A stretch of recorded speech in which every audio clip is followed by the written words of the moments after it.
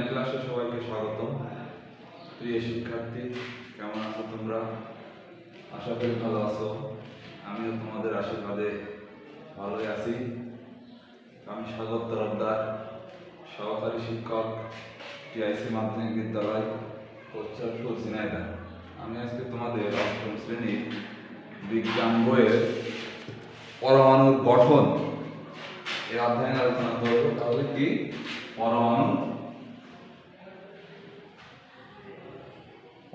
গঠন। আমরা জানি পরমাণু খুব ক্ষুদ্র কণা, তাই এর গঠন সম্পর্কে ধারণা পাওয়া সহজ নয়। তাহলে কি জানি আমরা? পরমাণু খুব ক্ষুদ্র কণা, এর গঠন সম্পর্কে ধারণা পাওয়া অতটা সহজ নয়। আচ্ছা, তবে বিভিন্ন বিজ্ঞানী পরীক্ষা নিরীক্ষার মাধ্যমে পরমাণুর গঠন সম্পর্কে বিভিন্ন ধারণা দিয়েছে। পরমাণুতে ইলেকট্রন, প্রোটন ও নিউট্রন সংখ্যার ভিন্নতার কারণে পরমাণুর ধর্মে পার্থক্য দেখা যায়। তাহলে একটি পরমাণুর মধ্যে কি আছে? একটি পরমাণুর মধ্যে আছে electron, proton, neutron. Electron, proton, neutron. তাহলে এই একটি পরমাণুর ভিতরে আছে ইলেকট্রন, প্রোটন, নিউট্রন। এদের সংখ্যার ভিন্নতার কারণে পরমাণুর ধর্মের ভিন্নতা। অর্থাৎ হাইড্রোজেনের যে ধর্ম আছে, অক্সিজেনের সে ধর্ম থাকবে না, বা দু একটা মিল থাকতেও পারে। যেমন ধাতব মৌলগুলোর কিছু ক্ষেত্রে এক ধরনের ধর্ম থাকে, তবে যদি এর সব ধর্ম একরকম হবে। এখানে উল্লেখ্য যে এই ইলেকট্রন হচ্ছে ঋণাত্মক চার্জযুক্ত। আচ্ছা, প্রোটন হচ্ছে ধনাত্মক চার্জযুক্ত। আর এই যে নিউট্রন হচ্ছে চার্জ নিরপেক্ষ। চার্জ নিরপেক্ষতার অর্থ এটা ধনাত্মক না ঋণাত্মক না। আচ্ছা, এটা মোটামুটি তোমাদের পরমাণুর সম্পর্কে একটি প্রাথমিক ধারণা। দেখো, এখানে পরমাণুর ধারণার বিকাশ ও গঠন আছে। আসলে পরমাণু কোথা থেকে কি হয়েছে? তাহলে পরমাণু আছে ক্ষুদ্রতম কণা। পরমাণুর সংখ্যাটা কি? পরমাণু আছে যে ক্ষুদ্রতম কণা। আর পরমাণু অনেক আছে যে বিভিন্ন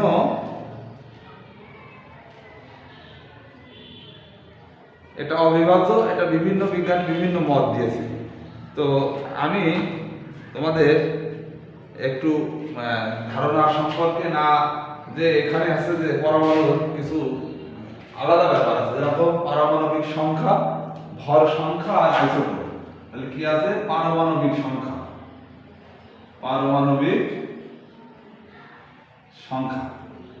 তারপরে আছে কি? ভর সংখ্যা আর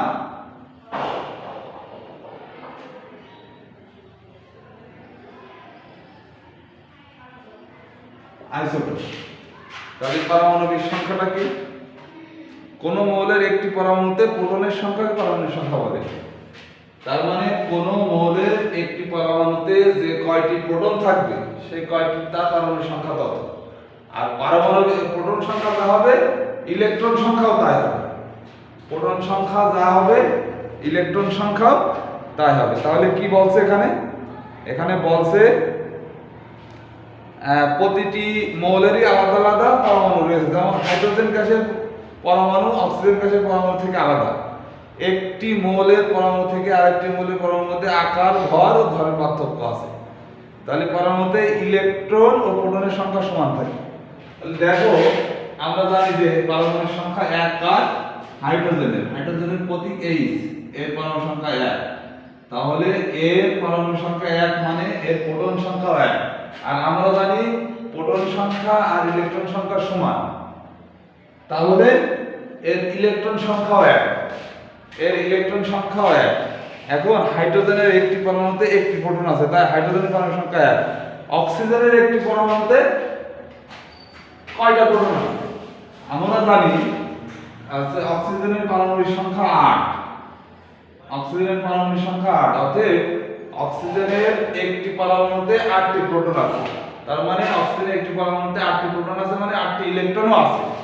আচ্ছা, এই সম্পর্কে তোমাদের কোন মৌলের একটু বলতো, তাহলে এই সংখ্যাটা কি হবে? কোন মৌলের একটি পরমাণুতে কতটি প্রোটন আছে বা যে কয়টি প্রোটন থাকে তাকে পারমাণবিক সংখ্যা বলে। তাহলে একে অপরের সাথে কিছুটা ঘুরাই পিছাই। আর এখানে হচ্ছে যে আরেকটা আছে কি,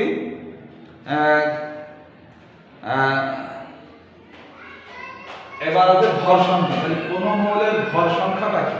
ভর সংখ্যা হচ্ছে ওই মৌলের প্রোটন সংখ্যা যোগ নিউট্রন সংখ্যা। তাহলে ভর সংখ্যাটা কি? ভর সংখ্যা হচ্ছে যে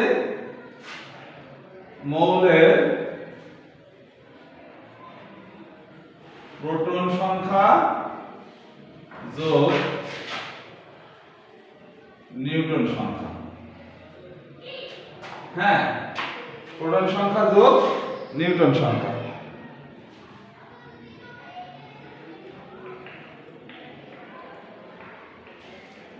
তাহলে ভর সংখ্যা আমাদের পেতে গেলে মৌলের প্রোটন সংখ্যা আর নিউট্রন সংখ্যা আমাদের জানা থাকতে হবে।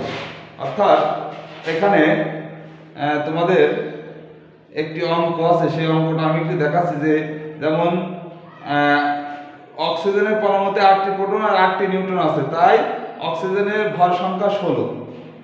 তার মানে অক্সিজেনের ক্ষেত্রে কি হবে? ভর সংখ্যা সমান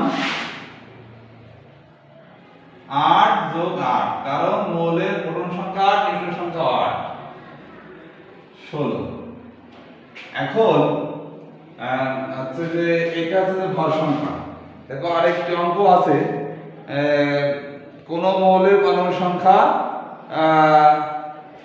আচ্ছা মনে করো একটি অঙ্ক, কোন মৌলের পারমাণবিক সংখ্যা দেয়া আছে, মানে ভর সংখ্যা দেয়া আছে, নিউট্রন সংখ্যা বের করতে হবে। নিউট্রন সংখ্যা বের করতে হবে। আচ্ছা, তাই নিউট্রন সংখ্যা আমরা এই সূত্রতে বের করতে পারবো। সেটা পক্ষান্তর করে মৌলের প্রোটন সংখ্যা যোগ নিউট্রন সংখ্যা সমান ভর সংখ্যা। তাহলে নিউট্রনটা এখান থেকে যাবে, যেহেতু আমাদের নিউট্রন বের করতে হবে, সেটা বাম পাশে থাকবে। ভর সংখ্যা মাইনাস প্রোটন সংখ্যা। আচ্ছা, ভর সংখ্যা 35 আর প্রোটন সংখ্যা 17, তাহলে কত হচ্ছে? 18। এইভাবে তোমরা ভর সংখ্যা বের করতে পারো। তো ভর সংখ্যাটা হচ্ছে কোন মৌলের প্রোটন সংখ্যা ও নিউট্রন সংখ্যার সমষ্টিকে ভর সংখ্যা বলে। আচ্ছা, এবার আছে আইসোটোপ।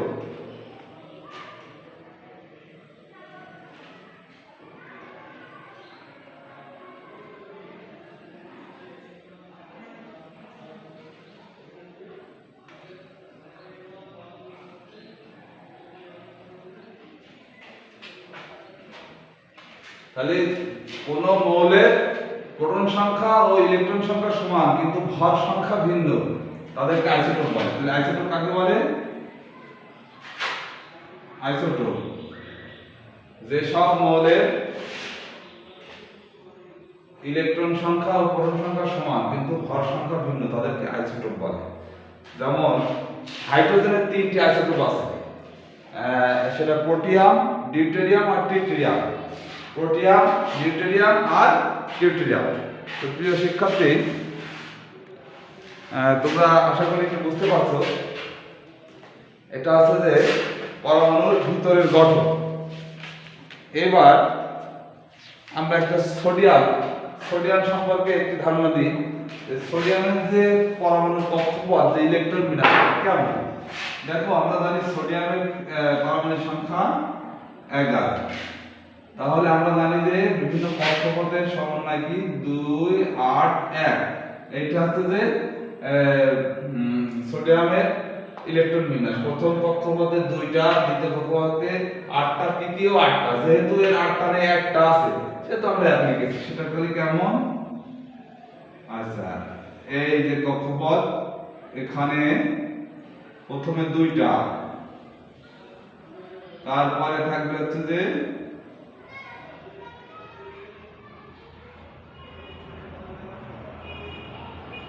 8টা, তারপরে থাকবে 1টা। এটা আছে যে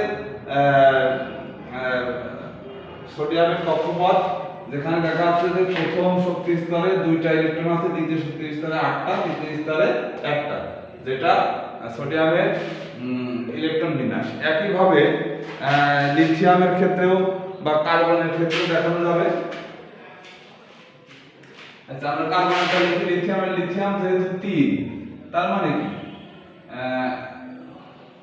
ছোট করে লিখি 3, প্রথমে 2টা, তারপরে শক্তি স্তরে 1টা। কার্বনের ক্ষেত্রেও প্রথমে হচ্ছে যে 6টা, প্রথমে মোট 6টা, 2, আর তারপরে শক্তি স্তরে থাকবে 4টে। তো প্রিয় শিক্ষার্থী, আশা করি তোমরা এই বিষয়গুলো বুঝেছো।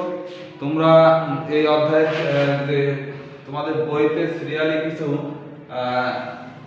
মৌলের প্রতীক এবং ইলেকট্রন বিন্যাস, এইগুলো এসের কথা বলা হয়েছে। বাড়িতে প্র্যাকটিসের কথা বলেছে, তোমরা বাড়িতে প্র্যাকটিস করবা। আশা করি তোমাদের ক্লাসটা ভালো লেগেছে। সবাইকে অসংখ্য ধন্যবাদ।